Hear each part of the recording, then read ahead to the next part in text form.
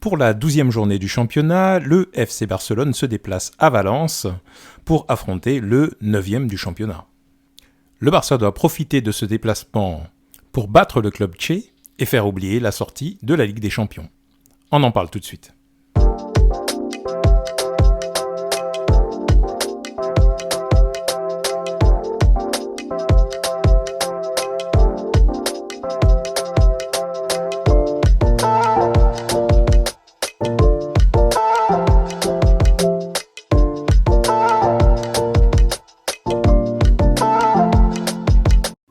Bonjour à tous, bienvenue sur Barça Today.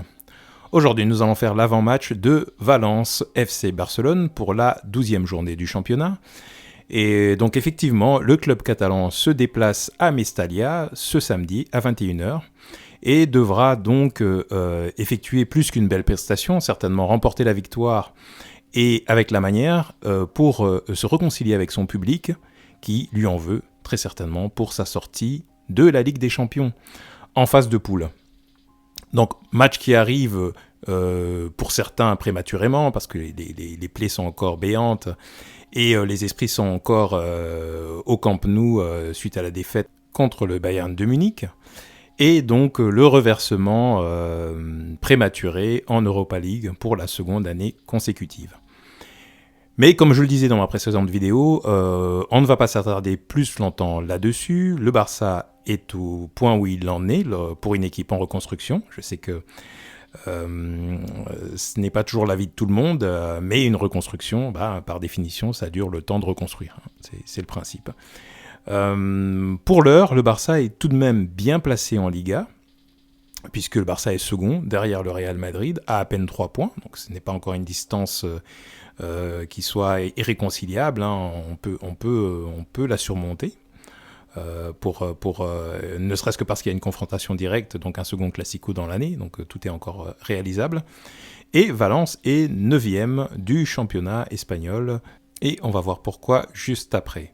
Pour l'heure, les confrontations entre les deux équipes, donc 38 matchs joués, 21 victoires pour le Barça, 12 matchs nuls, 5 défaites. Valence est une des équipes du milieu haut de tableau qui est toujours compliqué à jouer, surtout chez eux, et qui a une très bonne équipe, qui est entraînée par Gattuso, qui est un entraîneur que l'on connaît pour sa carrière de footballeur très agressif, très hargneux, et qui a une équipe qui est souvent offensive pour autant. Donc ça va être un match intéressant, ouvert, comme on les aime, comme les matchs espagnols savent nous proposer comme spectacle de temps en temps. 21 victoires pour le Barça, 12 matchs nuls et 5 défaites. Donc tout de même pas mal, on a été accroché un certain nombre de fois. 12 matchs nuls, c'est quand même beaucoup. Les dernières confrontations, donc la saison dernière en Liga, 4-1 pour le Barça, donc à Mestalla, en déplacement, ce qui est pas mal. Au Camp Nou, on les avait battus 3-1 en Liga. La saison précédente, encore une fois, on s'était imposé 3-2, mais c'était une saison où on était quand même déjà en difficulté. Et à l'aller au Camp Nou, 2-2. Donc il faut remonter à 2 saisons pour qu'on voit une victoire de Valence 2-0 à Mestalla. Ce n'étaient pas du tout les mêmes équipes à l'époque, c'était compliqué.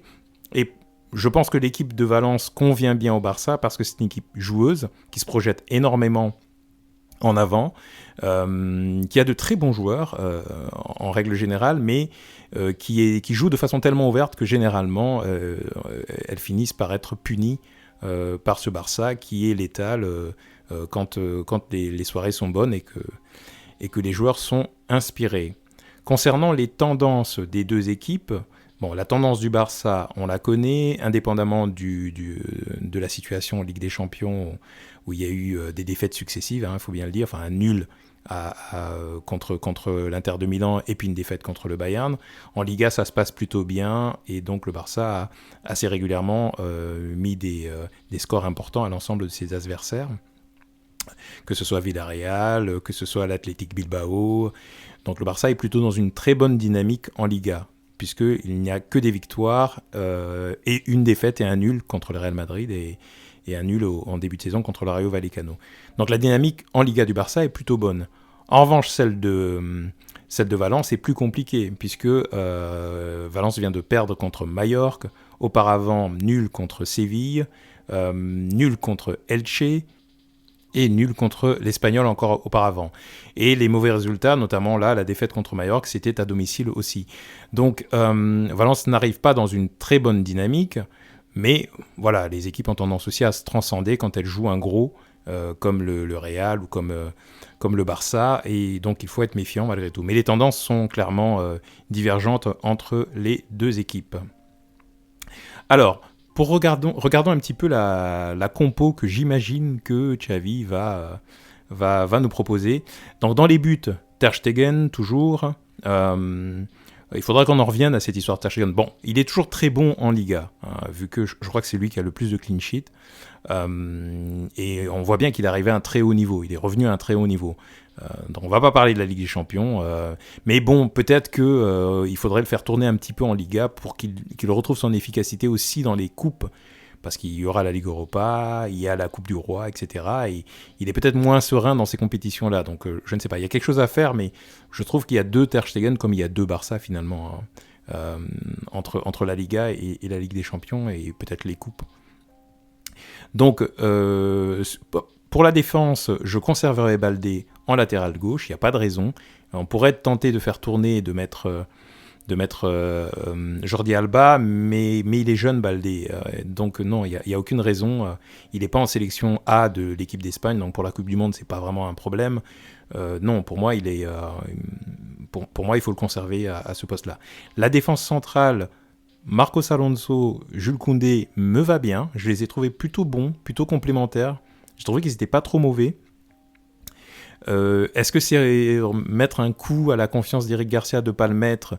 Je ne sais pas, mais en tout cas, j'ai le sentiment que, même si ce n'est pas son poste, Alonso et Koundé, en attendant le retour de Araujo et de Christensen, ça fonctionne très bien. Donc je laisserai cette défense-là. Et à droite, je reconduis Hector Bellerin, parce qu'Hector Bellerin est en manque de rythme, et c'est le seul latéral droit qu'on a de toute façon, puisque Sergi Roberto est blessé, et je ne vois pas l'intérêt de mettre Baldé à droite voilà, on a acheté un latéral droit, il est en manque de rythme, il faut qu'il prenne du rythme justement. Valence n'est pas une équipe, c'est pas l'équipe la plus dangereuse de Ligue 1 non plus, donc je pense qu'il peut s'en sortir pour ce type de match-là. Et même s'il a fait un mauvais match, il faut bien le dire, hein, contre le Bayern Munich, ça a été pour moi le pire de l'effectif. C'est pas le moment de lui casser le moral, casser sa confiance comme ça en le retirant, en le sanctionnant. Je pense qu'il peut faire le boulot pour ce match-là. Au milieu de terrain, j'enlève Busquets, je remets De Jong là où il avait brillé contre l'Athletic Bilbao, voilà, il a été très bon. Donc je me remets De Jong en 6, je mets Gavi qui revient parce qu'il avait eu quelques soucis, il avait eu des coups. Il avait eu un coup, et c'est probablement pour ça qu'il n'avait pas joué contre le Bayern, il n'est pas rentré une minute. Donc physiquement, il n'était pas au top. Là, je pense qu'il peut revenir. La question est toujours la même pour Pedri. Pedri joue tout, mais j'ai du mal à voir comment on peut le remplacer, sauf à mettre Pablo Torre, hein, éventuellement, pour avoir cette dimension créativité que l'on perdrait complètement, hein, parce qu'il n'y a aucun milieu n'est aussi créatif que Pedri, sauf peut-être Pablo Torre. Est-ce qu'il a les épaules pour jouer ? Après tout, Xavi l'a fait rentrer à chaque fois 5 petites minutes en fin de match. Est-ce qu'il le prépare pour ce genre de match ? Pourquoi pas ? Moi, je ne serais pas étonné de voir Torre à la place de Pedri ce soir. Mais bon, à défaut, je laisse Pedri. Et en attaque, moi je repars sur cette attaque qu'on aime bien voir avec Ansu Fati à gauche, Ousmane Dembélé à droite et Robert Lewandowski en pointe. Je ne referai pas l'expérience du milieu excentré à gauche, Pedri, pour garder un petit peu plus de ballon dans les pieds et puis pouvoir mettre un milieu en plus qui serait Busquets de toute façon, à moins que ce soit Kessié.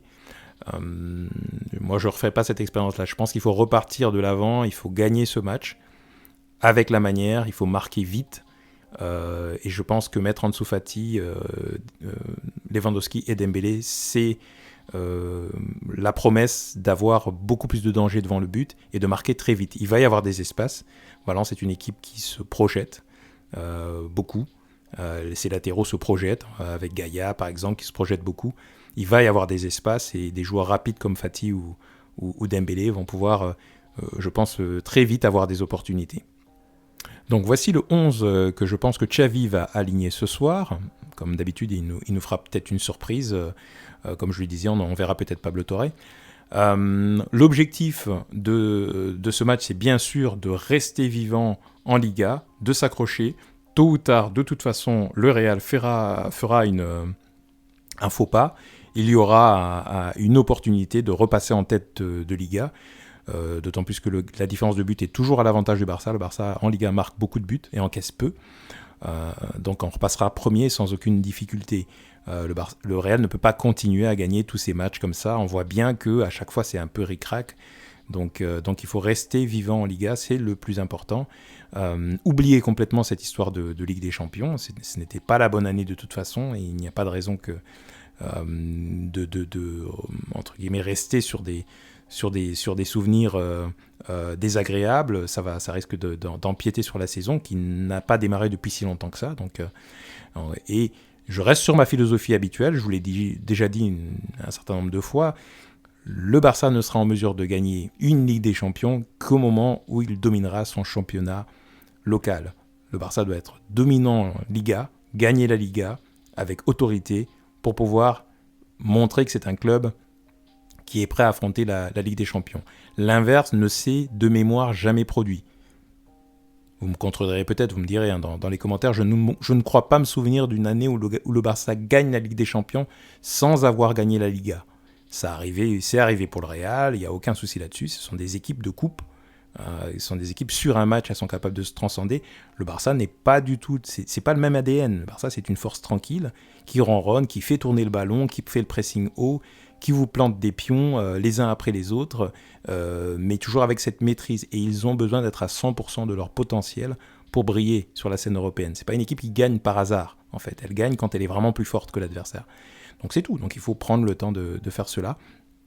Et je pense que on peut se relancer donc, sur ce match contre Valence à Mestalla, même si ça va être compliqué, même si en face on a Gattuso, même si peut-être que les joueurs sont encore un petit peu la tête dans les chaussettes. Je ne sais pas, j'espère que Xavi les aura redynamisés.